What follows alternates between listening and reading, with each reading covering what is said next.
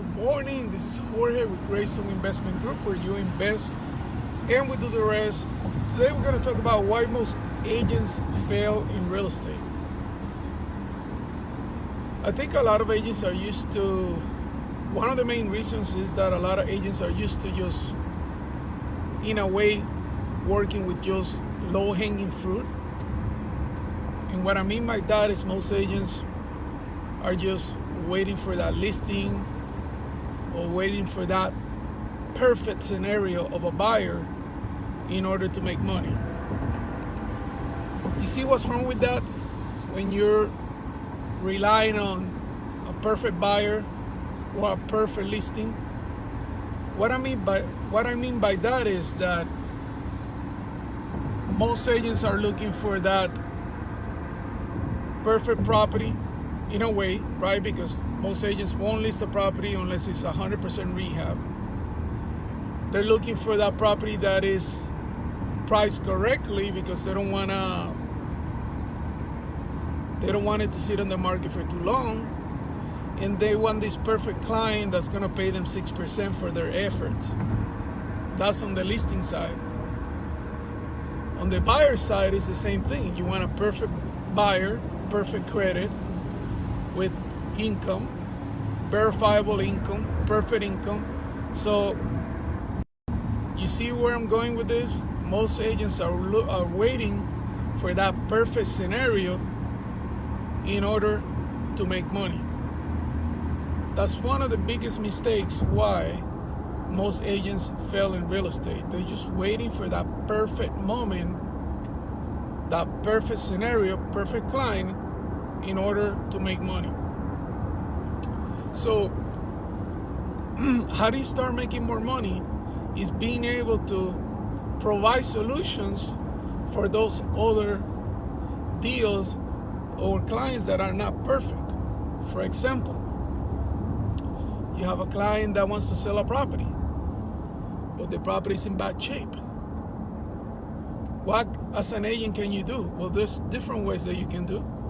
You could team up with a GC company, team up with different vendors, and figure out a payment plan if you have to fix the property, take it to the next level. So you could go to a listing client and say, all right, I know that your property is not in the best shape, but these are some of the connections that I could bring to you so that you can fix your property and you don't have to pay everything at once. You can pay some of it now, then pay the rest at closing.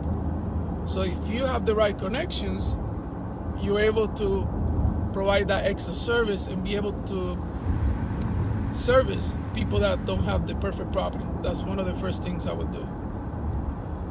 When it comes to pricing, listen, and I've seen this happen many times. When the client comes to you and they say they're not being realistic about how much they want to sell the property for, most agents will walk away and say, well, that person is not being realistic. But in reality, all you need to do is educate them. And you know how you would educate them about what the right price is? Is by letting the market underwrite it for you or underwrite it for them. What I mean by this is, let's say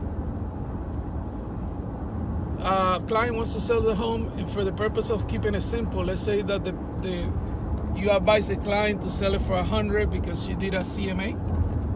You pull out some comps, and you determine that the best price that you can sell the property for is 100. But the client keeps insisting that they want to sell it for 150. Well, approach the client and say, you know what I'm going to do for you? Maybe I'm wrong. Maybe you're right. I'm going to list it at the 150 as you want.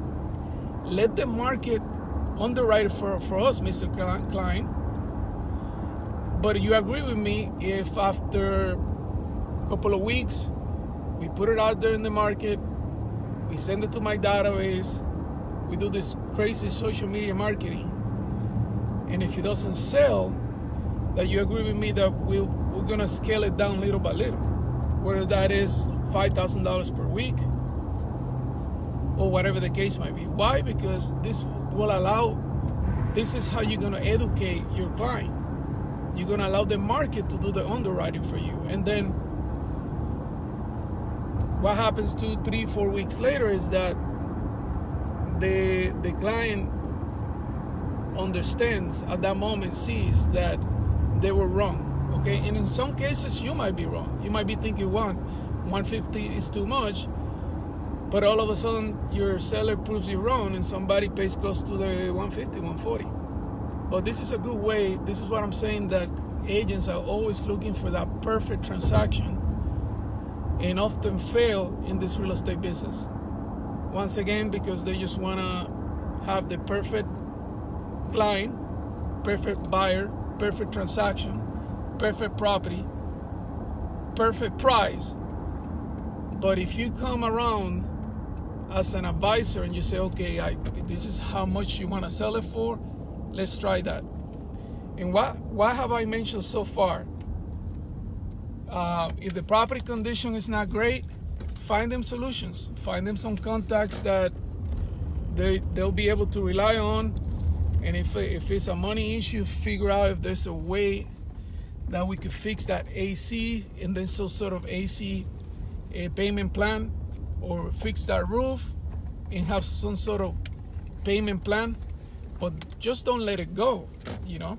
So the first one is property conditions. You're going to be more proactive. You're going to find ways of allowing your potential seller to fix the property. The second one is having issues with a reality check, right? Where the sales price, having issues with sales price. You're going to say to the client, okay, let's go ahead and let the market underwrite it, and then we'll take it from there. We'll, cut it down if we need to. So those are two important ones. Number 3, when it comes to your buyers, you're often looking for that perfect buyer, perfect credit, perfect income, perfect everything. So, but there's a ton of options for your buyers. Anywhere from private lending, seller financing, lease options, sandwich leases, all of these things that don't necessarily, often you don't need credit. You don't need necessarily a job with private lending, as long as you have some sort of cash flow. So what I'm trying to get to here is that you don't really need the perfect property and the perfect client. Always relied on these 2 perfect transactions to make the perfect commitment or commission. Start working with the not perfect properties, not perfect scenarios.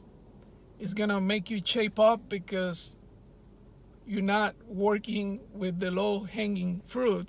So it's going to push you to be more innovative with tougher deals.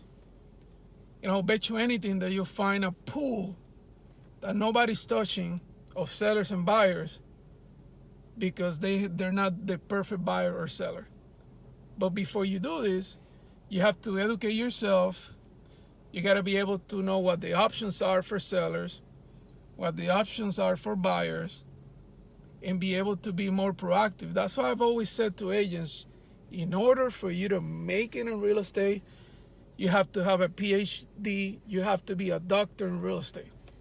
And how you become a doctor in real estate is knowing every side of real estate: wholesaling, retailing, lending, private lending, creative purchases like lease option, subject to, all of these things. Very important. This is why I believe most agents fail, because agents will work only on those perfect scenarios. So if you have an agent that has sold 1 property a year, 12 properties, 1 property a month, 12 properties a year, I challenge you to start taking some of the difficult deals. It's going to take your knowledge to the next level. It's going to help. It's going to make you more of a problem solver person. It's going to allow you to grow your skills. And it's going to also allow you to bring more potential leads to you. So that's my challenge to you. Start taking the difficult deals as much as you're taking the good deals. Try to figure out, educate yourself more. But in this business, what differentiates from systems, automations, Zillow, Trulia, all of these things is our minds, our creative minds. It's the main difference. It's what the computers and technology can never take away. Creative thinking.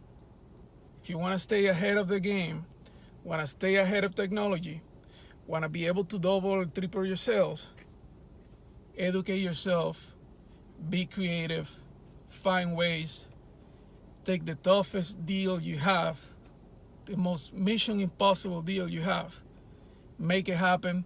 It's going to give you a lot of rewards. You're going to feel really good about it. And through the process, you will be better. This is Jorge at Greystone Investment Group, where you invest and we do the rest, where we provide all of these tools for agents. Take your business to the next level. Don't be another agent that fails in spite of the stats. Thank you. Appreciate it. Bye-bye.